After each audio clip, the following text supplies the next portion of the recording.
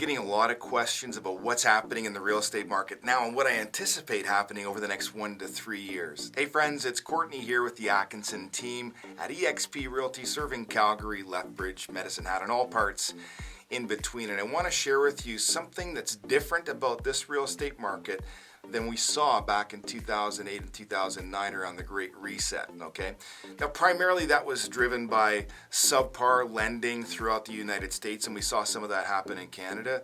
This time around, there's a whole different set of fundamentals. Not surprisingly, the cost of labor is dramatically higher than it was back then, and the cost of materials is dramatically higher than it was back then. So I want you to think about brand new construction and what the cost is of constructing a brand new home right now.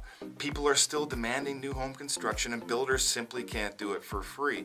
They need to have certain margins to stay in business, and those things cannot be adjusted. And then naturally the resale market benefits from that, doesn't it?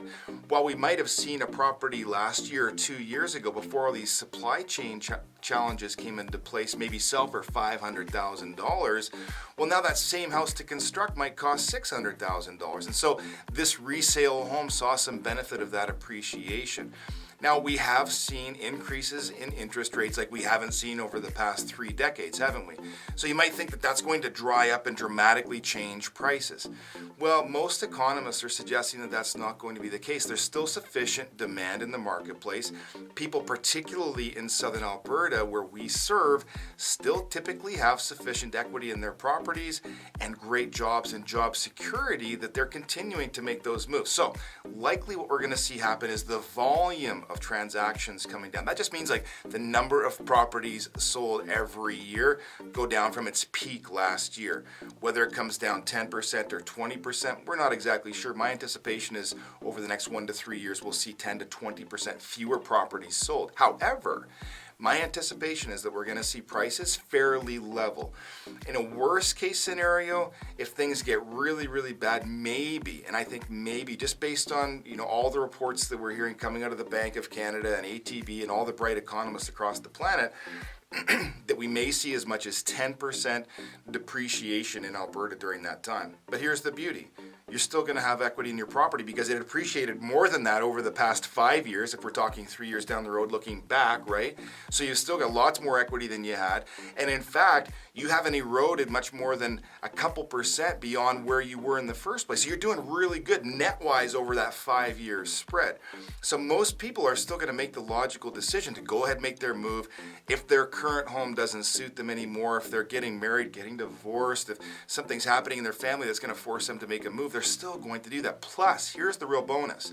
You have to remember that across Canada, there are some extremely inflated housing prices, which we simply haven't seen in southern Alberta. I saw properties in Ontario, particularly, that were appreciating 100% over a 12-month period.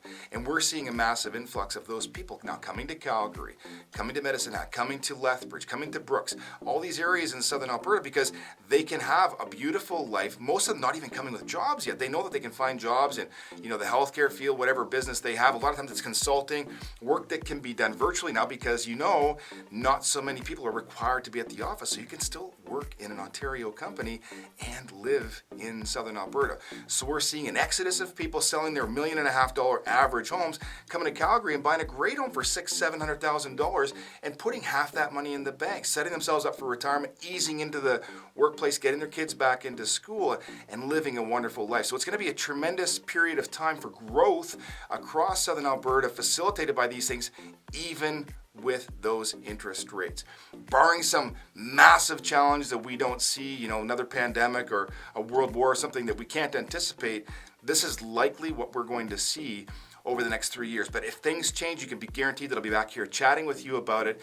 As always, if you have questions about these things, please just reach out to us, whether by email or one of the offices. We'd be happy to chat with you more and unpack the details about your specific situation. Okay, take good care.